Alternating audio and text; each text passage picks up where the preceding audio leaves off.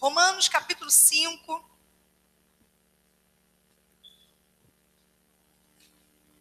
O meu desejo é de ler o texto todo, desde o primeiro versículo, porque esse é um capítulo espetacular. Mas eu quero ler a partir do versículo 12.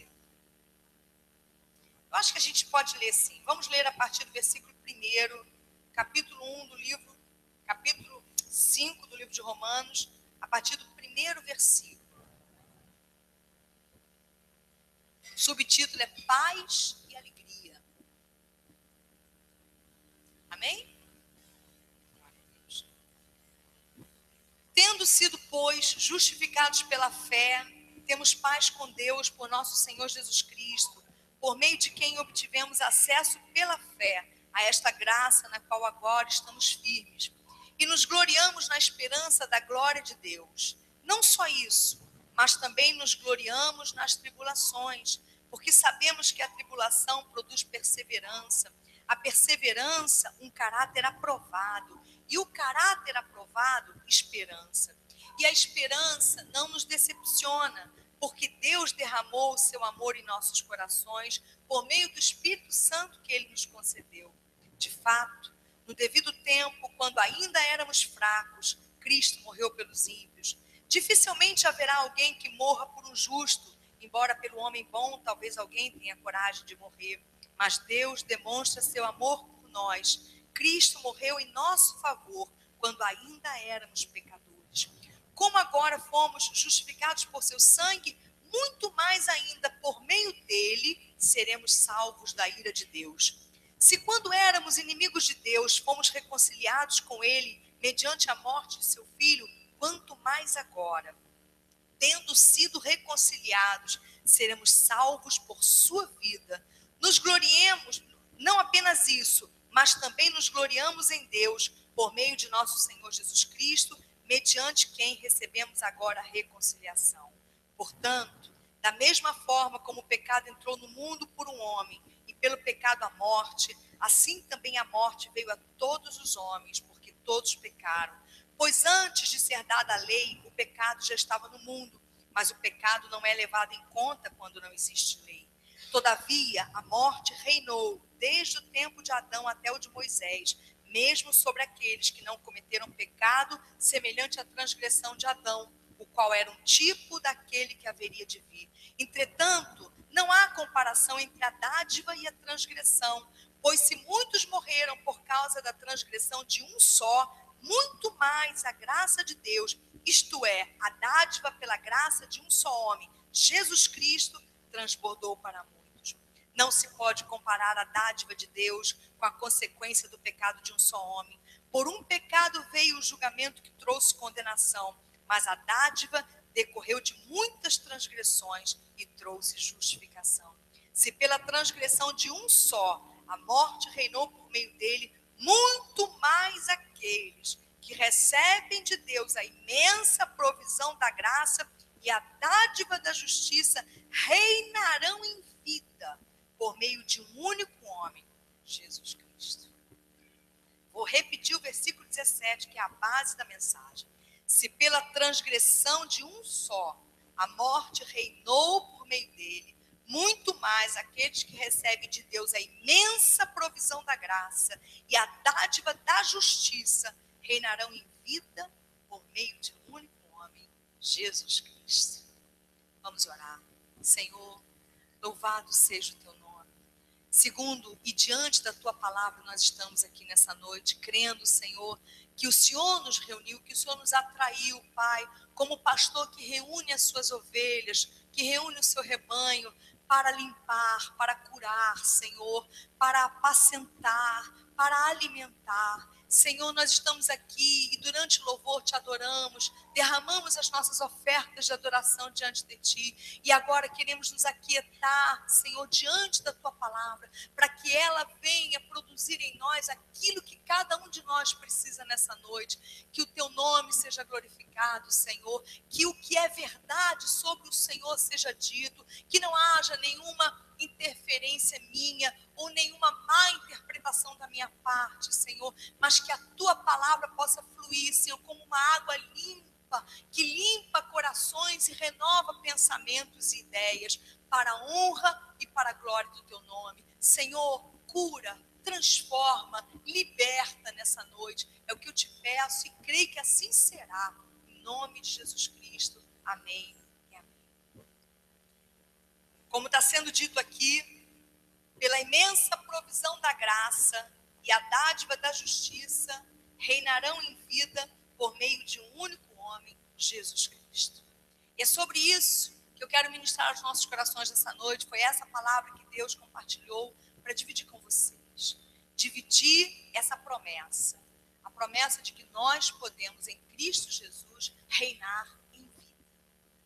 E quando Deus começou a semear essa palavra no meu coração, eu comecei a perceber algumas coisas. E acontece dessa forma mesmo. Deus, ele vai trazendo, é como um quebra-cabeças. Deus vai trazendo as peças e aquelas peças vão se montando até que a gente entende o que Deus está querendo transmitir.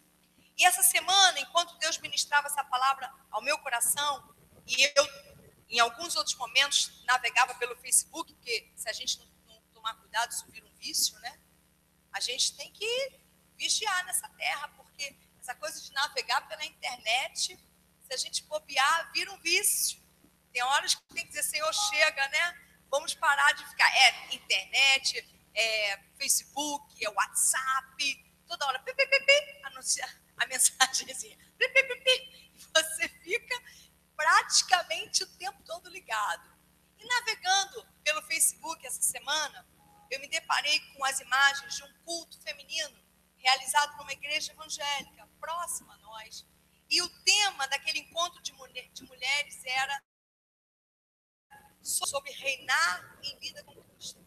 E eu achei muito interessante, porque eu vi as fotos e as imagens em que todas aquelas mulheres que foram participar daquele encontro, elas receberam uma coroa dessas que são de plástico, dessas que são confeccionadas e vendidas nos mercados populares. E foi bastante peculiar aquela imagem de um monte de mulheres de várias faixas etárias usando uma coroa, simbolizando naquele momento aquilo que está prometido aqui na palavra de Deus, reinar em Cristo. E de fato eu comecei a pensar que nós temos uma especial afeição ou interesse por contos de fadas, né? A gente gosta dessas histórias de fadas, de reinos, esse simbolismo todo que envolve reis, rainhas, princesas. A gente vê, por exemplo, a maioria das meninas hoje, nos aniversários infantis, querem se vestir daquela princesa do Frozen, né? Como é que é o nome da princesa? Elsa. Elas querem se vestir de Elsa. Não é Elba, não? Ah, não, é Elsa. Não é assim? As meninas querem se vestir de Elba, da princesa do Frozen. Ops, desculpe, Elba. De Elsa, as princesas, a princesa do Frozen. E a gente pode, por exemplo, também observar nos últimos 3, 4, 5 anos, quantos filmes de Hollywood foram lançados com esse tema? Remakes, né? Branca de Neve e o Caçador, João e Maria, A Bela e a Fera, Branca de Neve, Cinderela. Quem mais se lembra de algum que recentemente tenha sido lançado por Hollywood? Foram muitos remakes dessas histórias, desses contos de fada, que provam o seguinte: o quanto esse assunto nos interessa, o quanto nós temos, enquanto seres humanos, uma atração por esse universo mágico, por esse universo que representa a possibilidade dessa vida de um rei, de uma rainha ou de um rei. Hoje, como eu acabei de dizer, se dá uma febre, né? Uma febre com relação, por exemplo, às festas infantis, onde as meninas, em seus aniversários, querem se vestir como a princesa da história Frozen. Enfim, as fábulas infantis ocupam um lugar de grande importância no imaginário humano. No que se refere às crianças, eu entendo plenamente essa atração, porque as crianças ainda vivem no mundo imaginário, regido em grande parte pela fantasia. E a fantasia e os contos de fada, as histórias infantis ajudam as crianças a alcançarem alguns conceitos que nós vamos usar na vida adulta. Então, do ponto de vista de uma criança, é tremendamente compreensível essa atração. Entretanto, no que se refere a nós adultos, e principalmente no que se refere a nós, Igreja de Cristo, ainda me chama a atenção o que representa para a maioria das pessoas essa afirmação do apóstolo Paulo. Afinal, o que é reinar em vida? Será que é usar uma coroa? Será que é usufruir das regalias de um domínio, de um reino? É isso que está sendo dito aqui? Será que é estar revestido de um certo tipo de autoridade? De uma certa forma, sim. É o que está sendo dito. É o que implica essa promessa de Deus. A Bíblia mostra lá em Apocalipse, quando João vê o Senhor na glória, quando ele tem a visão do Apocalipse, ele vê os 24 anciãos que estão diante do Senhor, eles tiram as suas coroas e eles colocam diante do Senhor. Nós cantamos hinos que se referem a isso. Ou seja, de fato, eles estavam ali usando uma coroa. De fato, nós estamos reinando em Cristo. Ao termos um encontro com o Senhor e passarmos a reinar em Cristo, nós recebemos um certo tipo de privilégio. O privilégio de não sermos mais dominados pelo pecado. O privilégio de não estarmos mais sob a condenação do pecado. O privilégio de uma vida nova. Entretanto, muitas vezes, parece que mesmo esses conceitos que são verdadeiros acabam sendo distorcidos e acaba se tornando alguma coisa que está para além do que eu creio seja o desejo de Deus. Afinal de contas, essa é a grande questão.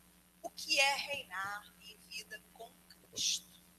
O que é que está sendo dito aqui no versículo 17, quando Paulo afirma que, por meio de Jesus, aqueles que recebem de Deus a imensa provisão da graça e a dádiva da justiça reinarão em vida por meio de um único homem, por meio de Jesus Cristo. O que significa? No capítulo 5 do livro de Romanos, Paulo está fazendo uma das mais belas descrições da graça de Deus. E para isso, Paulo está traçando um paralelo entre aquilo que prevalecia na humanidade antes do sacrifício e da ressurreição de Jesus e aquilo que passou a prevalecer na humanidade depois da vinda de Cristo. Paulo vai afirmar no versículo 12 que o pecado entrou no mundo através de um homem, Adão. E assim, pelo pecado de Adão, pela transgressão, pela desobediência de Adão, veio a morte a todos os homens. Ele vai dizer no versículo 12, porque todos pecaram e destituídos foram da glória de Deus. E destituídos permaneciam da glória de Deus. E ele continua afirmando no capítulo 5, que a morte reinou desde o tempo de Adão até o tempo de Moisés. Aqui ele falando, traçando um link da morte com o estabelecimento da lei. Mas o que eu quero destacar é a afirmação de Paulo de que a morte, tanto a morte física quanto a morte espiritual, passou a reinar depois da introdução do pecado no mundo. Entretanto, ele vai dizer, se pela transgressão de um só a morte reinou, muito mais aqueles que recebem de Deus a imensa provisão da graça e a dádiva da justiça reinarão em vida por meio de um único homem, Jesus Cristo. O que Paulo está dizendo? E o que significa realmente reinar em Cristo? O que Paulo está dizendo é que a morte reinou antes de Cristo. Mas por causa de Jesus, para aqueles que creem, o que passou a reinar é a vida. Assim, quando Paulo usa a expressão reinar em vida por meio de Jesus, Paulo está se referindo àquilo que prevalece na nossa vida. Ou seja, é muito mais do que usar um adereço que simbolize uma questão espiritual. É muito mais do que saber que se tem o privilégio de estar dentro daquele reino. É a gente poder ter de Deus a visão correta daquilo que prevalece na nossa vida. E eu quero fazer essa pergunta para mim e para você no meio da mensagem. O que prevalece nas nossas vidas? Ou o que tem prevalecido nas nossas vidas?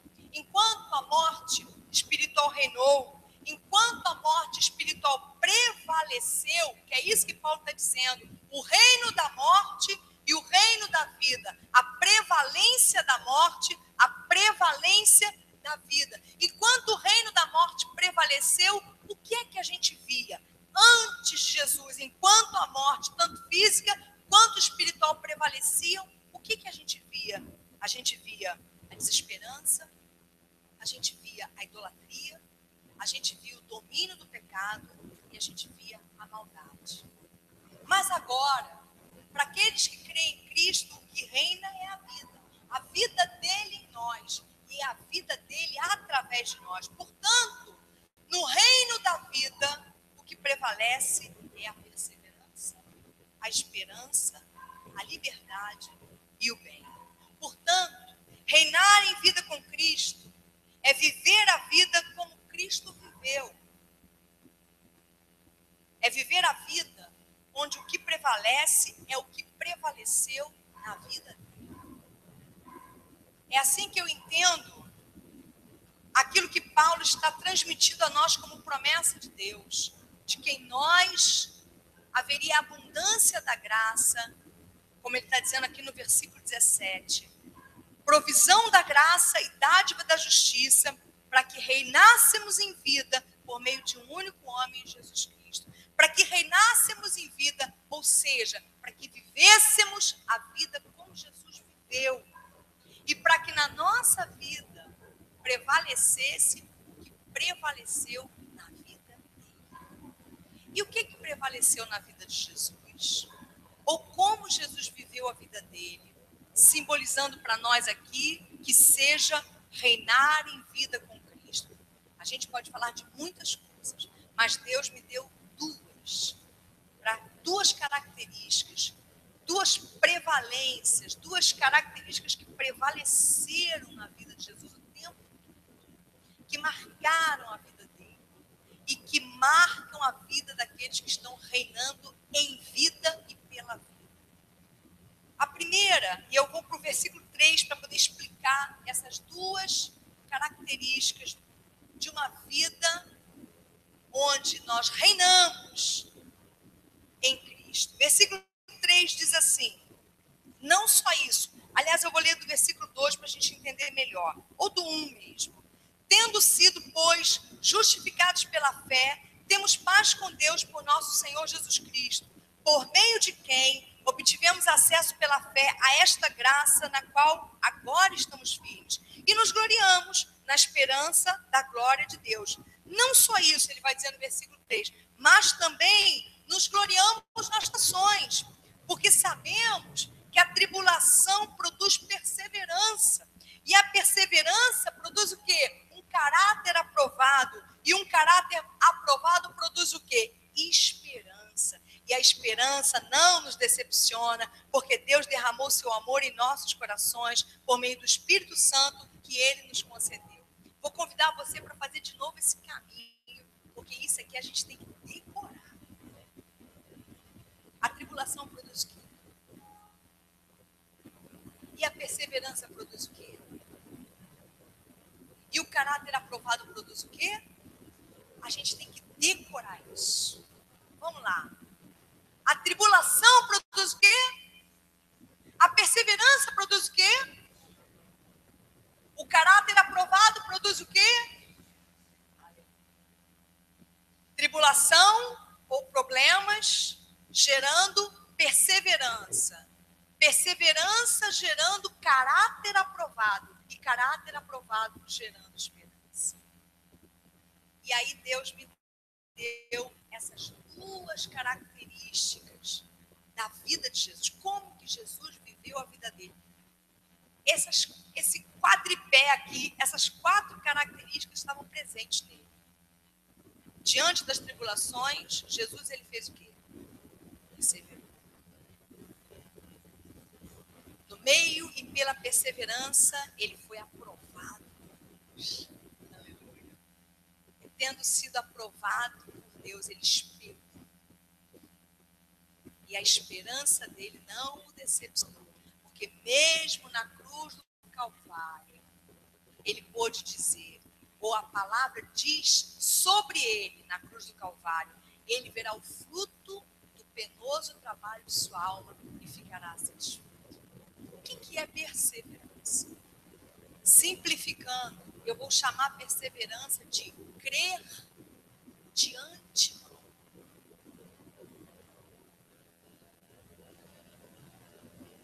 Eu vou chamar perseverança nessa noite, eu vou usar um termo para perseverança aqui nessa noite.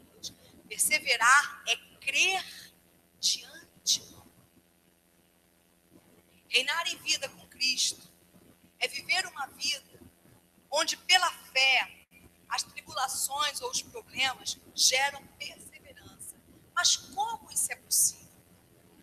É possível porque é viver uma vida no mundo caído, que jaz no maligno, crendo que existe um Deus bondoso controlando todas as coisas, inclusive as tribulações e o próprio mundo caído. Nós vivemos nesse mundo caído do mesmo jeito que viveu Jesus no mundo caído. Cheio de doenças, cheio de problemas, cheio de injustiças, cheio de aberrações, cheio de desgraça. Como é que ele conseguiu perseverar? Porque ele creu diante que aquele mundo não seria para sempre caído.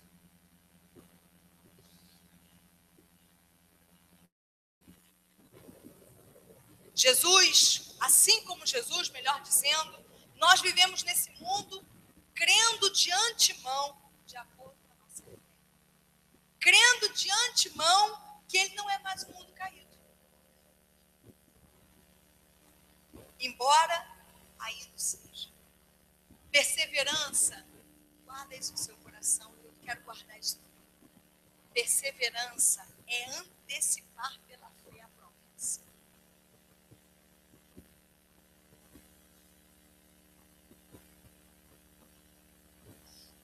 Perseverança é antecipar pela fé a promessa. Chamando à existência as coisas que não existem como se já existissem. E aí, eu quero dar um exemplo que eu até já usei numa mensagem algum tempo atrás, que foi extraído de um livro do Philip Yancey. Esse exemplo dá para a gente entender direitinho o que é crer de antemão. É como se você, e é o que acontece na sua vida, você sabe uma coisa que muita gente não sabe. Você conhece uma coisa que muita gente não conhece. Então, diante de um problema, você tem um conhecimento que muita gente não tem. O conhecimento que Deus te deu pela palavra e pelo Espírito. O conhecimento de que Ele é Senhor de todas as coisas, de que Ele está controlando tudo. O conhecimento de que esse mundo não vai terminar de uma forma e vai continuar terminado, que ele vai renovar todas as coisas, que ele vai voltar, que ele vai restaurar, que ele vai redimir. Você tem esse conhecimento, mas muita gente ainda não tem. E com relação à sua própria vida, muitas vezes você tem um conhecimento que as outras pessoas não têm. Quando você recebe uma promessa de Deus para a sua vida, você adquire um conhecimento sobre a sua vida que outros não têm. Então, diante de um problema, você tem que usar esse conhecimento. Isso é crer. Você sabe uma coisa que os outros não sabem. Os outros olham para a sua vida e vê você doente. Mas você tem uma promessa de Deus de que Ele vai te curar. Então, você persevera, antecipando pela fé a promessa que recebeu de Deus. Essa história, extraída do livro do Philip criança e vai dar para a gente entender bem o que eu quis dizer agora. E é uma história verdadeira, real. Num campo de concentração alemão, durante a Segunda Guerra Mundial, iludindo a vigilância dos guardas, os americanos que estavam presos naquele campo fizeram um rádio caseiro. E eles escutavam as notícias de madrugada, escondidos dos nazistas. Um dia, escutando as notícias naquele rádiozinho caseiro, aqueles soldados americanos que estavam presos ouviram a notícia de que o alto comando alemão havia se rendido. Ou seja, a guerra tinha terminado. Só que por uma falha na comunicação, os soldados e os comandantes daquele campo de concentração ainda não tinham recebido essa notícia. E aí o que aconteceu? À medida que a notícia se espalhou pelo campo, as pessoas, os soldados presos, começaram a celebrar. E durante 3 dias, aqueles prisioneiros se tornaram quase irreconhecíveis. Eles começaram a cantar. Eles começaram a acenar para os guardas. Eles começaram a rir, sorrir para os cães alemães, para os cães pastores alemães, e começaram a contar piadas durante as refeições. No 4º dia, os soldados acordaram e descobriram que os alemães haviam fugido, deixando as portas destravadas. O tempo da espera tinha chegado ao fim. Entenderam? Os que tinham a chave da cadeia não tinham aquela notícia de que a guerra tinha acabado. Mas os que estavam presos tinham. Eles sabiam que a guerra tinha acabado e que era só uma questão de tempo. Até que eles fossem totalmente soltos. E aí eles começaram a viver, ainda no cativeiro, como se já estivessem livres. Isso é perseverança.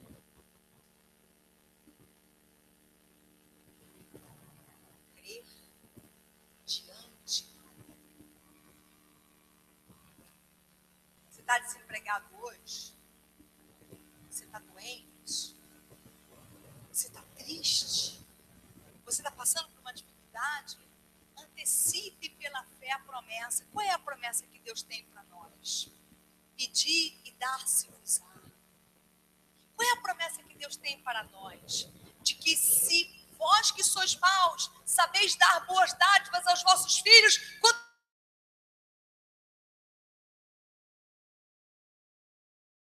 não foi o texto que você pregou no domingo passado? Foi esse, né? Falou sobre, citou esse texto. Essa é a promessa. Então, mesmo no momento de dificuldade, a gente crê de antemão. Isso é reinar em Cristo. Isso é reinar em vida. Há uma tendência nossa de precisarmos ver as coisas acontecerem para que a nossa emoção de alegria, de contentamento seja liberada. Mas o que Deus nos chama e o que nós vemos na vida de Jesus era exatamente o contrário. Jesus, ele antecipava as coisas. No último jantar, que foi a última ceia entre ele e os discípulos, a gente vê ele antecipando. Ele antecipando a reunião com o corpo dele, que se prolongaria durante os milênios seguintes. Mas ele não tinha morrido ainda. Ele não tinha sido sacrificado ainda. Ele não tinha. Quando ele anunciava o reino de Deus, Jesus não dizia para as pessoas, olha, se arrumem porque o reino de Deus está próximo. Não, quem falava isso era João Batista. O que Jesus falava? É chegado, chegou. Mas ele não tinha morrido ainda.